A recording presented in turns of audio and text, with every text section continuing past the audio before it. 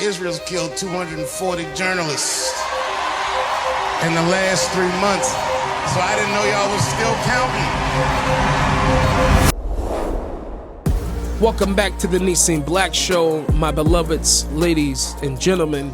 Always my pleasure, my honor to be with all of you, to serve you, to be here with you, to talk with you and discuss with you so many different topics. Dave Chappelle, ladies and gentlemen. So Dave Chappelle does his Netflix comedy series, and of course, he's known for saying controversial things, right?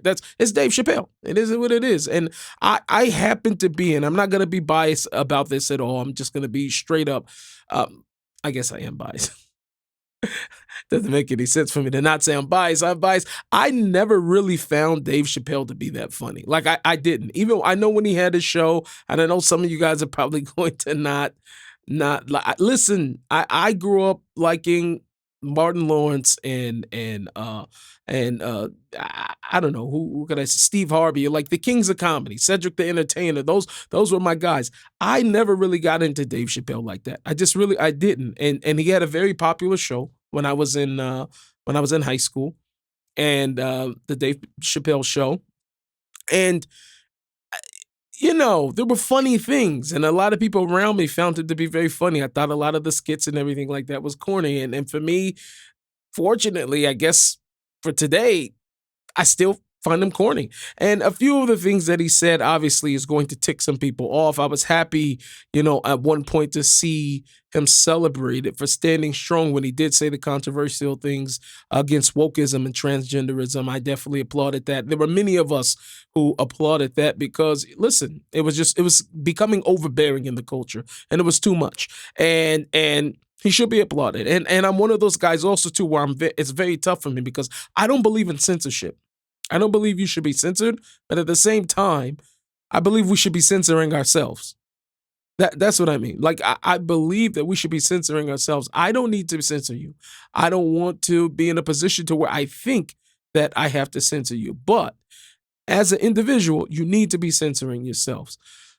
So Dave Chappelle goes on his Netflix series and says some anti-Semitic or anti-Israel things. People like to change or use those things as separate items. But really today, if we're being honest, many people have said that you will find generally at the end of having any type of dialogue with these, anti-Israel activists or people or individuals, that it will always come down to some type of conspiracy behind Jewish people in general. So I think we're adults enough to stop saying, anti-Israel doesn't mean anti-Jewish and whatever the case is. And usually it really does. I mean, the only people that can really probably say they're anti-Israel that are not anti-Jews are maybe Satmar Hasidim that are absolutely against the state of Israel, right? Even some of them, they live here, right? But they won't take anything from the government. They will not support the government or whatever. And these guys are anti-Israel and not anti-Jew. They help Jews all over the world. So only in that case, I would actually say, and they happen to be obviously be Jewish, that, you can be anti-Israel and you can also be, there's a lot of the left in Israel that are against the government, cannot stand Netanyahu, can't stand anything on the right, and they're against it. On the right, you have people that are against the Supreme Court and everything. There are a lot of people that are anti-Israel, are anti-factions of Israel, have issues and can be critical of Israel, but they don't hate Jews, and those people usually are Jews themselves. Because one of the things that I have found myself is that usually what happens is, for the Jewish people, there is no distinctions between the nation as a whole, meaning that you can have people in Hollywood, which I wouldn't say there's a mix. It's predominantly people that are not pro Judaism, not pro faith, not pro anything of any values, looking to come and destroy culture and whatever it is with wokeism and all the other stuff. And they could have the name Jew because ethnically they're Jewish, right? And I'm not saying every Jew, there's obviously people in Hollywood that are not that way. And then you can have Jews that are, Republicans, supporters of Donald Trump, supporters of values and of Judaism and of faith and different things like. So you can have these two people that probably would never want to be caught in the same room with each other, right? Not for their own sake. And then still they get grouped in, and the same conspiracies are said about all of them. I mean, think about this: the amount of pushback that Hollywood has had over the years for all of its nonsense and all of the garbage that it's been putting out. And then from that same hate, or Kanye West tweeting, "I'm going DEFCON 3 on Jewish people." And then the rise of anti-Semitism in the United States, around the world, but in the United States in particular, due to it being fashionable to hate Jews. And Candace Owens going off the rail, right? And then you start to see an uptick of anti-Semitic reactions, or crime for that matter. Who usually gets it? The religious guys in the Williamsburg and Borough Park who are walking on the street that wouldn't have anything to do with any of the people that Kanye, that destroyed his life, that had any issues with him, wouldn't have nothing to, they probably wouldn't even talk to each other because they disagree with each other so much. But yet, the guy who's walking down the street in Flatbush, because he's visibly Jewish, meaning that he is religious, he believes in God, as opposed to the person who probably doesn't. And I'm not trying to make any more divisions. The Jewish people are the Jewish people, but the truth is that that's how they see them. And I remember years ago, I actually had said this in a song because there was a speaker who had mentioned this, and I found it to be very powerful. And that was that to Hitler and to all of the haters of the Jewish people, they don't make distinctions. No matter how much we may have this infighting or whatever, and I guess this is really a message to any Jews listening, all these distinctions that we make between ourselves, the enemies of the Jewish people don't care. You're all the same people to them. And it's disturbing, and it's despicable, and it's unfortunate. It doesn't only happen to Jews. As a black man, black people get it as well, right? Look at Nick Fuentes says most of us should be in prison, when not even most of us do crimes, but it just has to be generalized because there are black people out here wilding out, and there's a lot of black fatigue. I got black fatigue also. I'd be tired also. But it's an amazing thing that when it comes to Jews, it usually, in most cases, in a lot of cases, leads to actual physical violence being carried out on Jews as a result of asking questions, as a result of telling jokes, and all these other things. So there is something to be said to where, wow, we need to really honor free speech, and nobody's above critique, and nobody's this. But there's something about the hatred and all of the vitriol that comes when people are specifically talking about Jews, that is unlike any other. I mean, as a result, you think about, the Chinese, or you think about, say even black people. I could compare it. You think about any jokes or any of the funny things that's been going on. It has not led to, or criticisms, I would say, questions, whatever the case is. Even people have been going on this tangent about black fatigue and black this or whatever. It has not led to any mass protest or violence of attacks and murders of black people because all these things are actually happening, because these jokes are being said, our questions are being asked, our racism is being spewed from the groypers and the grifters, whatever the case is, right?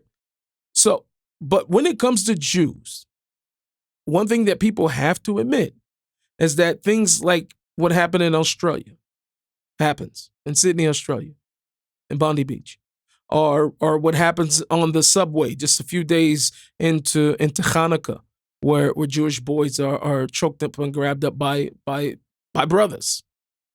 Or another Jew on the same Hanukkah just this past week was stabbed on the street by a black person.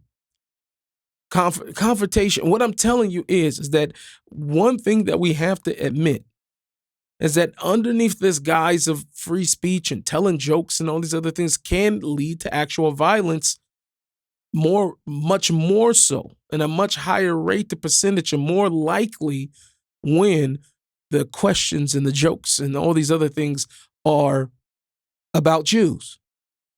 And that's just real.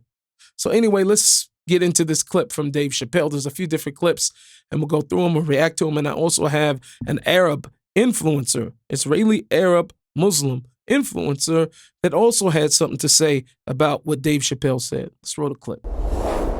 Wait, before you get back to the show, I just want to let you know that we have launched Nissim Black Store. All you have to do is go online, order yourself one of these amazing mugs, God is King, with a matching t-shirt. We have a whole plethora of different shirts that are all about representing God wherever you go. As believers in the one true God of Israel, it is our duty not to hide, not to back down, not to shy away from expressing our faith wherever it is that we go. If you want to go and walk righteously before your God with a nice t-shirt, with a nice sweater, with a mug that's reminding us constantly that God is here with us, go to nissimblack.store and make sure you get yourself some merch. It really helps support this channel and everything that we're doing and everything that we plan to do. And trust me, you don't want to miss it. I thank you all for all of your support. Okay, back to the show. I've known Bill since I was like 18, 19 years old, and I've never said this publicly, but that guy. I'm so tired of this little smug, cracker-ass commentary. These motherfuckers act like because I did a comedy festival in Saudi Arabia, I somehow betrayed my principles. Well, no, I know I didn't. I know. No. No, come on, everybody, let me do this. And I'm sure, all right, now everybody calm down. No, I'm sure I'm right. First of all, what did they say? They said, well, Saudi Arabia killed a journalist. And rest in peace, Jamal Khashoggi. I'm sorry that he got murdered in such a heinous fashion. But, and no buts, like, period. And also, I mean, look, bro, Israel's killed 240 journalists in the last 3 months, so I didn't know y'all was still counting.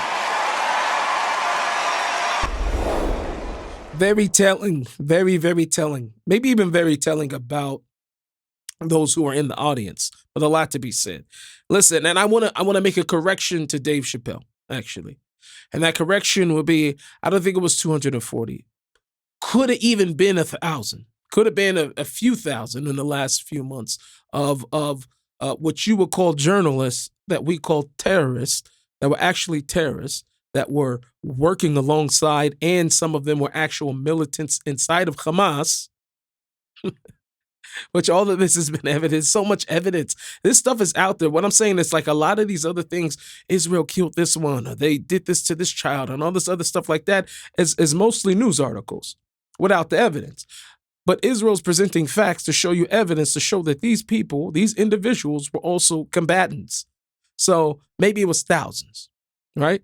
And I don't think that there was anything wrong with it. Completely justified. Not to be compared.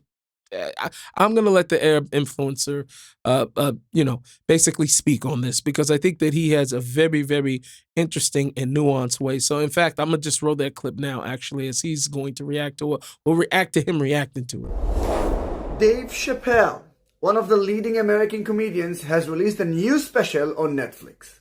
He recently received criticism for appearing in Saudi Arabia, despite the shocking murder of journalist Jamal Khashoggi. So, of course, to deal with the criticism, he chose the classic and trendy way to lie and attack Israel. Pay attention. They said, well, Saudi Arabia killed a journalist, and rest in peace, Jamal Khashoggi. I'm sorry that he got murdered in such a heinous fashion. But, I mean, look, bro, Israel's killed 240 journalists in the last 3 months, so I didn't know y'all was still counting. So Dave, you're a hypocritical anti-Israel propagandist begging for the applause of terror supporters, but you are also a huge liar. 240 journalists? Come and see who the journalist that Israel is eliminating.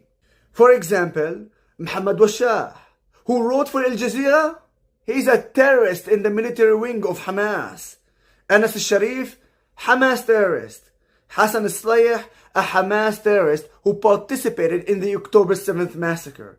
And in fact, there are many more terrorists identified as Hamas members through a study by the Intelligence and Terrorism Information Center published just this month, which proved that among the journalists, 104 were identified as Hamas members and dozens more as members of Palestinian Islamic Jihad and other terrorist organizations based in Gaza. Oh, and one more thing, Dave.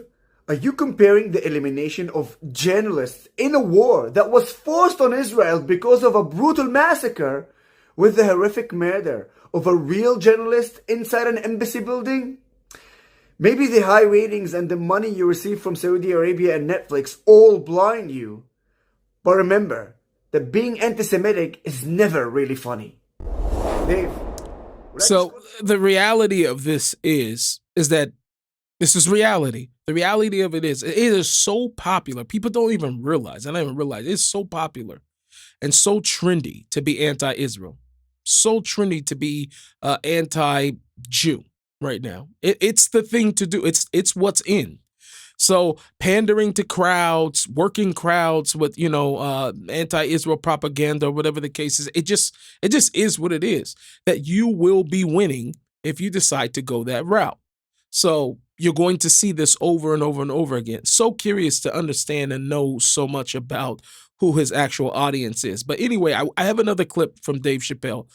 Dave Chappelle also had some choice words to say about those who say that they stand with Israel. And what he's hinting to over here is that, Jews control the world, are those who Israel controls the world. And so you need code words for when people are. So he's basically trying to put any distrust for anybody who actually stands with Israel. You just have to watch the clip. It's just pretty hilarious, the way that these people go about these things. It is just beyond me. That I have for myself that I need you to protect me from is co-option.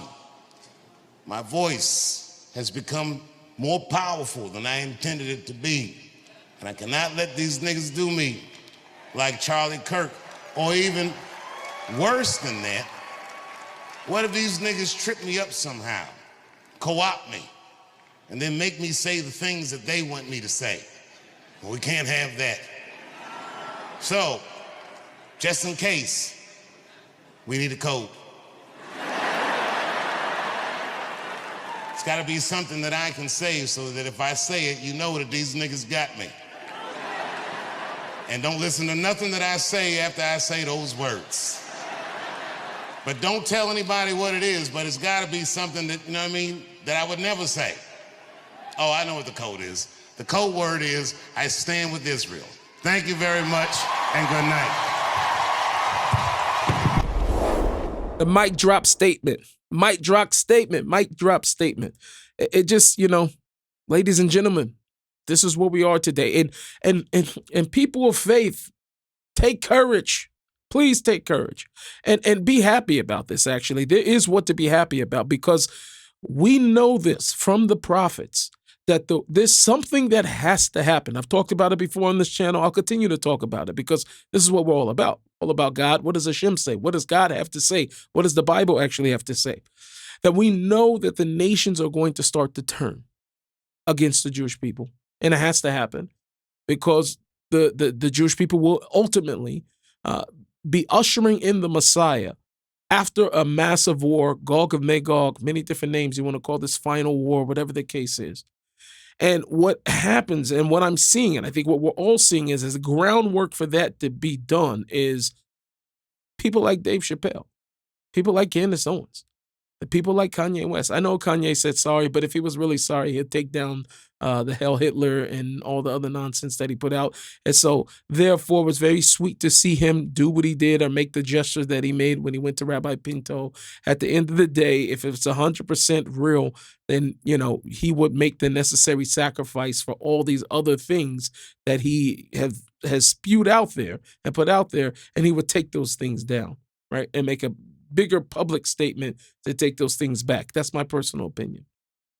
But as pop culture moves in this way of this constant, vitriol of nonsense of putting down Israel, elevating, and somehow what nobody's noticing with all of this is what's crazy is that who's being elevated? Qatar, Saudi Arabia, These are all going up. The Islam is going up. Judaism goes down.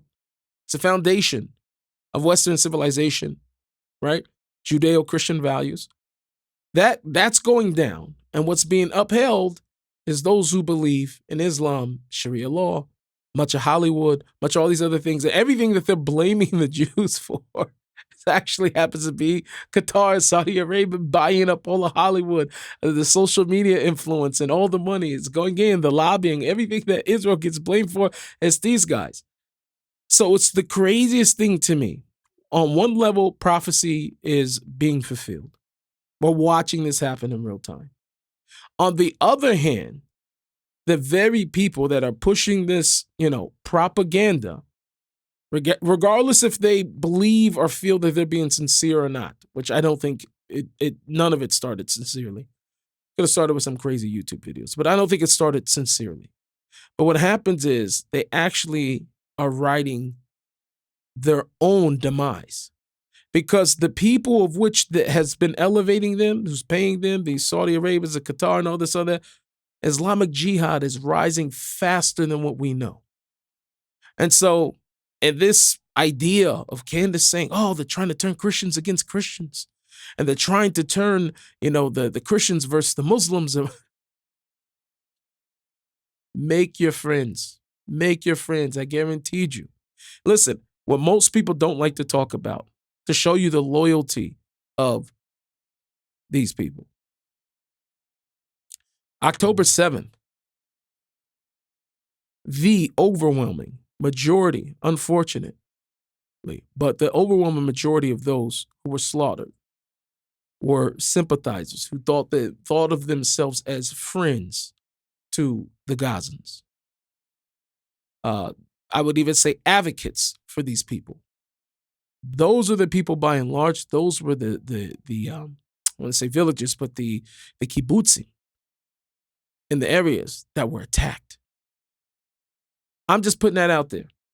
So you guys can keep on with your parties in Saudi Arabia, your visits to Qatar, and all these other things and comedy shows over there. It doesn't matter to me. At the end of the day, in your midst of trying to, push this nonsense, anti-Semitic rhetoric, at the end, you're writing your own ending. That's just what I have to say. To all my beloveds, remember to serve God, to live trying. I'm out.